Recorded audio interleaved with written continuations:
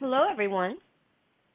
Today we are doing lesson 21. I am determined to see things differently, and chapter 2, the separation and the atonement, section 8, the meaning of the last judgment. One of the ways in which you can correct the magic miracle confusion is to remember that you did not create yourself. You are apt to forget this when you become egocentric, and this puts you in a position where a belief in magic is virtually inevitable. Your will to create was given you by your Creator, who was expressing the same will in His creation. Since creative ability rests in the mind, everything you create is necessarily a matter of will. It also follows that whatever you alone make is real in your own sight, though not in the mind of God. This basic distinction leads directly into the real meaning of the last judgment. Interjecting real quick, I want to bring to your attention here, folks, where it's stating here that it also follows that whatever you alone make is real in your own sight, though not in the mind of God. We create everything that we perceive around us. And what we perceive is not what God perceives. God perceives innocence. He perceives love. He perceives how truly perfect we are. He does not see anything wrong with us. He does not see any negative aspects to us. And we've been taught all of our lives that God's going to judge us. It's not true. The only thing that God would judge us as is being pure, innocent, loving. Perfect. Nothing more, nothing less. Holy and whole. Yeah, holy and whole. Continuing. The last judgment is one of the most threatening ideas in your thinking. This is because you do not understand it. Judgment is not an attribute of God. It was brought into being only after the separation, when it became one of the many learning devices to be built into the overall plan. Just as the separation occurred over millions of years, the last judgment will extend over a similarly long period, and perhaps an even longer one. Its length can, however, be greatly shortened by miracles, the device for shortening but not abolishing time.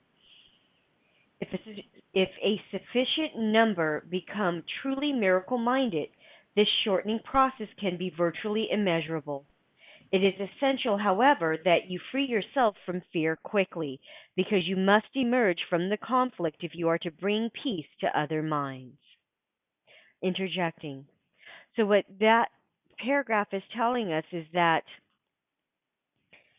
we have been taught to believe that God's going to judge us and we're going to be sent to purgatory and all kinds of other BS. Or hell. Or hell. And it's a lie. Because in truth, every thought, every belief we hold on to that is creating our world around us as we project it out is creating our own living hell here and now. Think about that for a moment. How much pain and suffering are you going through because of something you're believing to be true? Because of something that you have placed a judgment and opinion on or a definition on and meaning to. These are the things that he's having us look at. And he's telling us that until we learn to let go of those fears, those beliefs, and those judgments,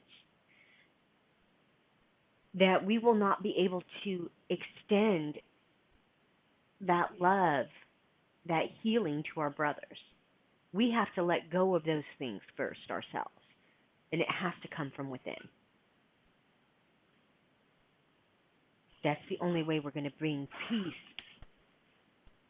to our brothers, is if we can bring peace to ourselves first. Continuing.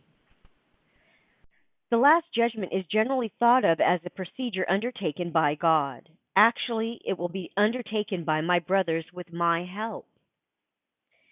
It is a final healing rather than a meting out of punishment, however much you may think that punishment is deserved. Interjecting, once again, it's stating here unequivocally that God does not judge us. That last judgment is us learning to let go of our beliefs and accept the healing that is being offered to us by Holy Spirit. And our beliefs are telling us that we deserve to be punished constantly. Just like when my grandmother did those things to me, I believed that I had done something wrong and I deserved to be treated that way. I deserve those types of punishments. And in looking at those and recognizing the fallacy of that belief, I was able to let it go in lieu of the truth that I am perfect, I am whole, holy, innocent. I am a loving being, a son of God, a child of God. And no one can take that from me. Just because they want to judge me differently doesn't make it true. Continuing on. Punishment is a concept totally opposed to right mindedness. And the aim of the Last Judgment is to restore right mindedness to you. The Last Judgment might be called a process of right evaluation. It simply means that everyone will finally come to understand what is worthy and what is not. After this, the ability to choose can be directed rationally. Until this distinction is made, however, the vacillations between free and imprisoned will cannot but continue. And that is exactly as I was saying. It's when we stop pointing fingers at other people and making them responsible for our choices and our decisions of what we're going to believe in and hold forth as being true.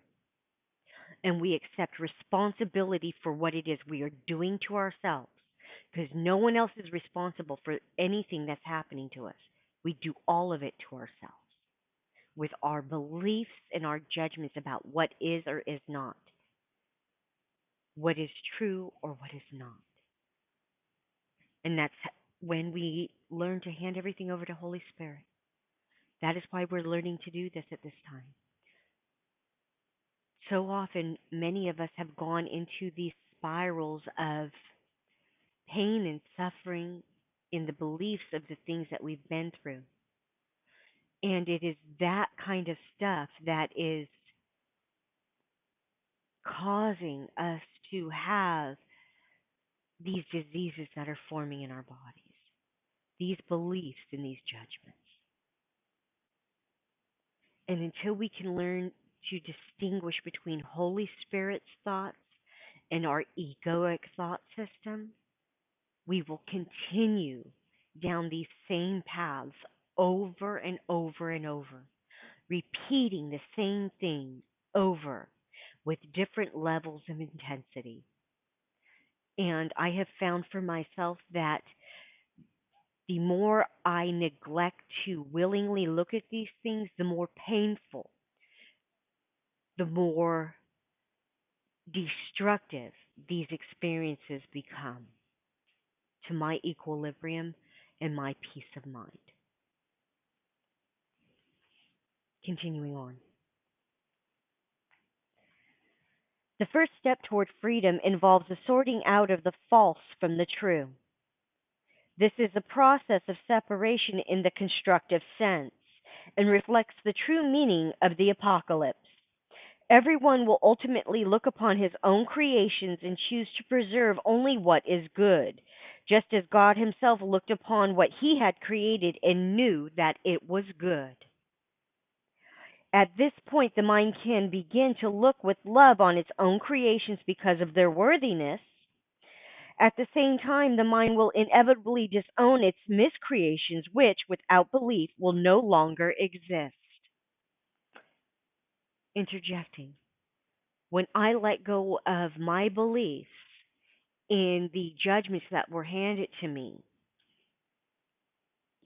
My miscreations were the diseases I incurred in my body. And when I disowned those beliefs and let them go in lieu of the truth, those diseases disappeared. They vanished. They no longer exist within me. Once I have been healed, it is not possible for me to take on those diseases again in that same way. It simply is not possible. As I said yesterday, once you make that active choice to choose again and choose differently, and your eyes are opened to the truth, there's no going back. You try going back, and all you will get is pain and suffering instantaneously. It's as simple as that. You cannot go back once you see the truth. You don't want to go back at that point because you recognize that pain and suffering and you recognize you don't want to continue with it. Continuing on. The term last judgment is frightening not only because it has been projected onto God, but also because of the association of last with death. This is an outstanding example of upside down perception. If the meaning of the last judgment is objectively examined, it is quite apparent that it is really the doorway to life. No one who lives in fear is really alive. Your own last judgment cannot be directed toward yourself because you are not your own creation. You can, however, apply it meaningfully and at any time to everything you have made and retain in your memory only what is creative and good. This is what your right mindedness cannot but dictate. The purpose of time is solely to give you time to achieve this judgment. It is your own perfect judgment of your own perfect creations. When everything you retain is lovable, there is no reason for fear to remain with you. This is your part in the atonement. So, when I'm looking at this, what it's saying to me,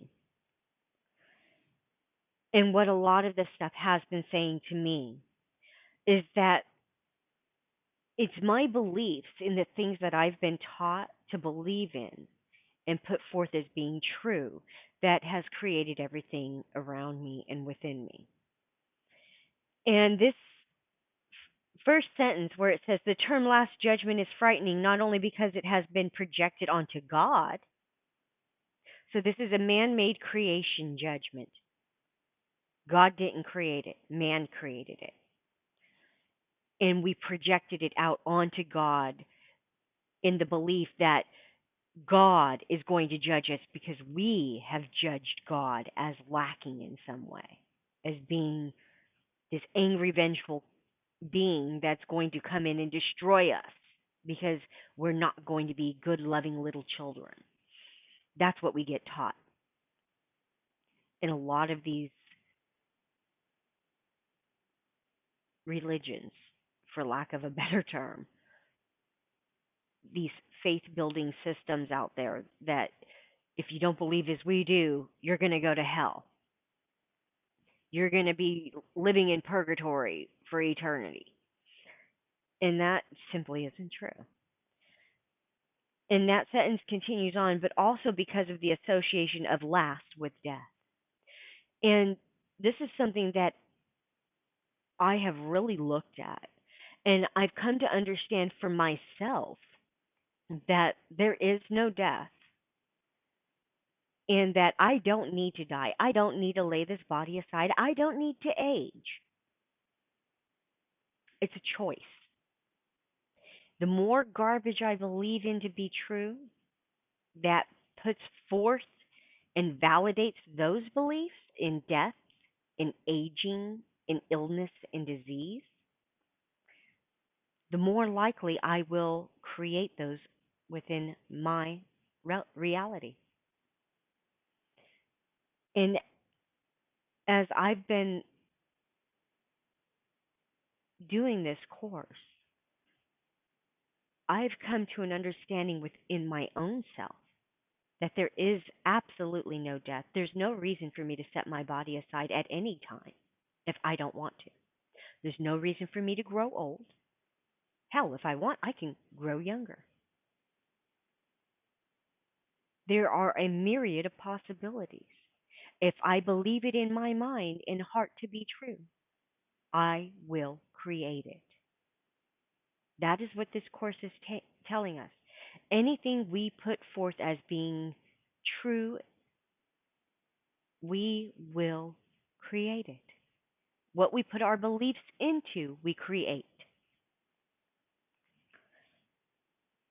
And that is something that we really, really are being asked to look at. What is it we're believing to be true? What are we putting our faith and trust into? Hence the phrase, believing is seeing. Yes. Believing is seeing. Or, excuse me, seeing is believing. No, that's the way the world looks upon everything. But ACIM introduced the idea that believing is seeing. Yeah, they what we believe is what we see. Exactly. And so they are flipping that saying around into its true context. Because we grow up saying, seeing is believing. If I see it, I'll believe it. And we wonder why we don't see the things that we want to believe in. And then we see the things that we don't want to believe in. It's just like if when I believed for a while that we didn't go to the moon, and I could go on the internet and I could find plenty of evidence to support that we didn't go to the moon. Plenty of websites. Or more recently, Flat Earth. Flat Earth. You know, I'm constantly getting inundated with this flat Earth, and you know, to me, right here, it doesn't feel true. It doesn't feel right. Everything in our universe is round. Why would the Earth be flat? That makes no sense whatsoever. Exactly. You know, and in that same context, you will find a lot of folks putting out these videos that there are these alien beings that are interacting with us on all these different levels. And as I have heard and listened to some of these recordings, I keep hearing them telling us how these people are going to make it and these people won't. And you'll be able to do this and this, but you're not going to be able to do that. Or some people can do this and some people can do that, but not everybody can do this and that. And when I hear that, I'm hearing limitations being placed. I'm hearing judgments being placed of someone being better or worse than somebody else. And that tells me that all of that is a lie. How many religions believe that they're the only ones going to heaven and everyone else is going to hell? It's the same thing. Exactly. So in that respect, it is telling me that all of it is a lie. Because I tell you what, this course tells me that everything that I can do, everyone else can do.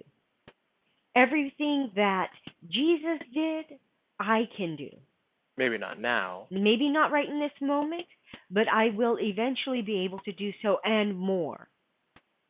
And that it's not going to be set to this person or that person being able to do it. All of us are giving God's creative abilities. All of us are given His gifts. I look forward to being able to turn water into wine. Me too. Yeah. So it's things of that nature that I am looking at and holding forth as being true.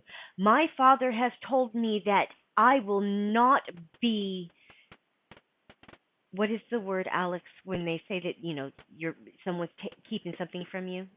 There's a word for it. Withheld? Thank you. My Father will not withhold anything from me, ever, for any reason.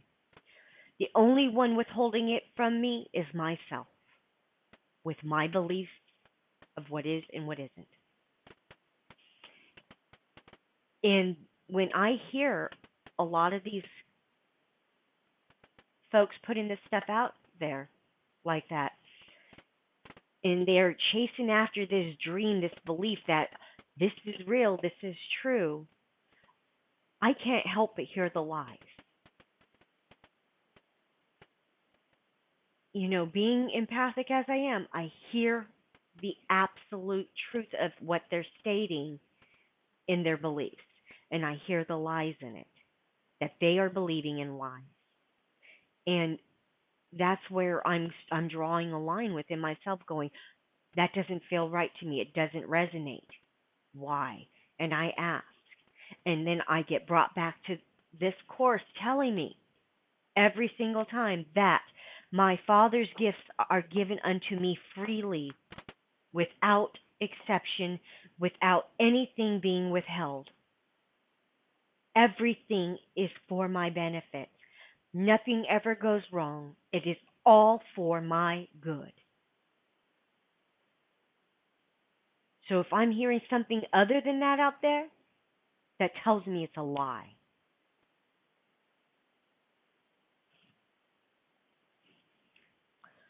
All right, that was Chapter 2's The Separation and Atonement, Section 8, The Meaning of the Last Judgment. Moving on to Lesson 21, I am determined to see things differently.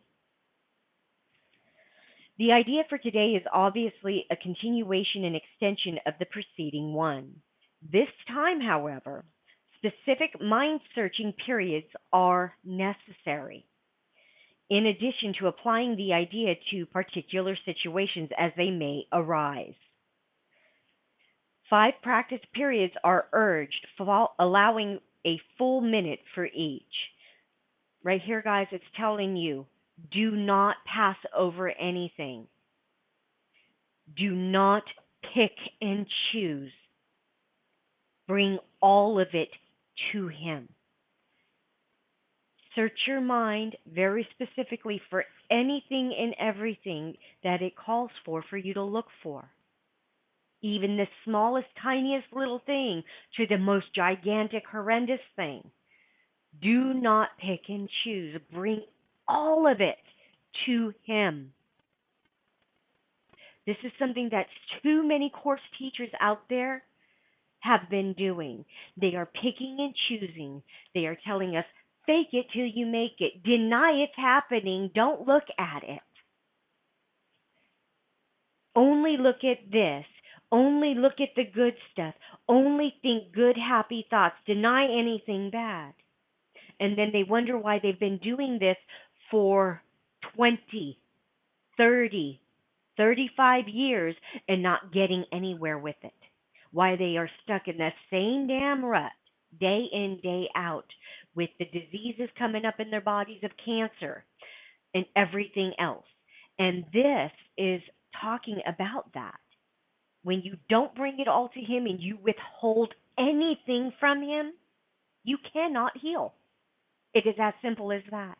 You will stay where you are at because you are withholding some portion of what you are believing to be true from Him. This is why I keep saying, look at everything without exception. Do not pick and choose. You do yourself a disservice when you do that. Stop picking and choosing what you're going to look at, folks. Look at everything. No matter how inconsequential it may seem to you. Oh, but it has nothing to do with that. Bullshit. It has everything to do with that and every other little thing that's coming up attached to it. All of it is pertinent to it. Look at it all. Do not make any exceptions. Please do not make any exceptions. You cannot heal if you make exceptions. Continuing on. In the practice periods, begin by repeating the idea to yourself. Then close your eyes and search your mind carefully for situations past, present, or anticipated that arouse anger in you.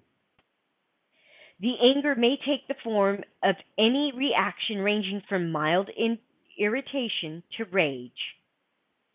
The degree of the emotion you experience does not matter.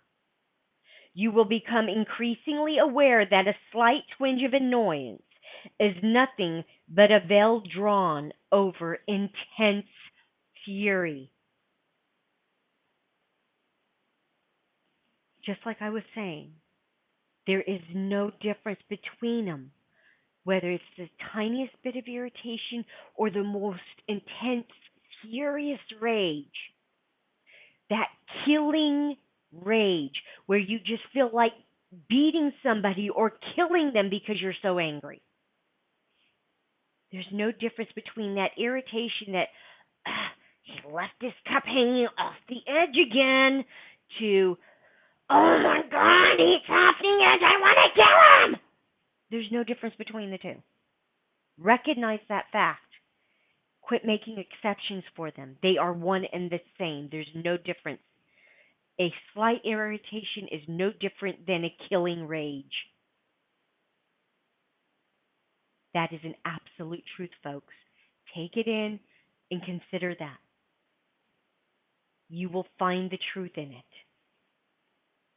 Continuing on.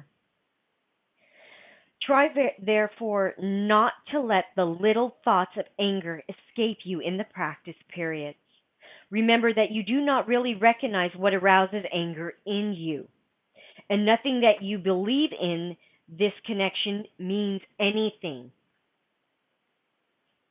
You will probably be tempted to dwell more on some situations or persons than on others,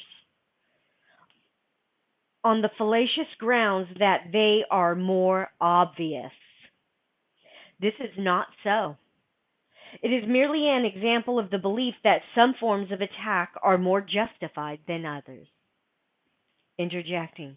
Once again, it's believing that you know what is or is not, that you know what's best, that you have things right, based on your own judgments and opinions, based on your past experiences of things you've been taught to believe in.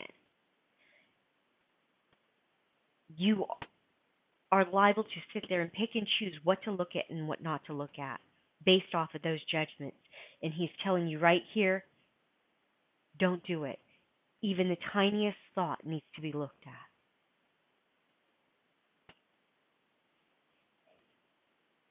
Continuing. As you search your mind for all the forms in which attack thoughts present themselves, hold each one in mind while you tell yourself, I am determined to see blank, name of person, differently. I am determined to see blank, specify the situation, differently. Try to be as specific as possible. You may, for example, focus your anger on a particular attribute of a particular person, believing that the anger is limited to this aspect. If your perception is suffering from this form of distortion, say, I am determined to see blank, specify the attribute, in blank, name a person, differently. This is lesson 21. I am determined to see things differently. Be willing to look at everything, folks. That's what it's telling us. Look at everything and withhold nothing. Lesson 21, I am determined to see things differently. And Chapter 2, the separation and the atonement. Section 8, the meaning of the last judgment. My name is Sabrina Reyenga with Alex Reyenga. Thank you for, and Thor. Yeah, we got Thor over here too. Yeah. Thank you for joining us. Have a wonderful day. Namaste.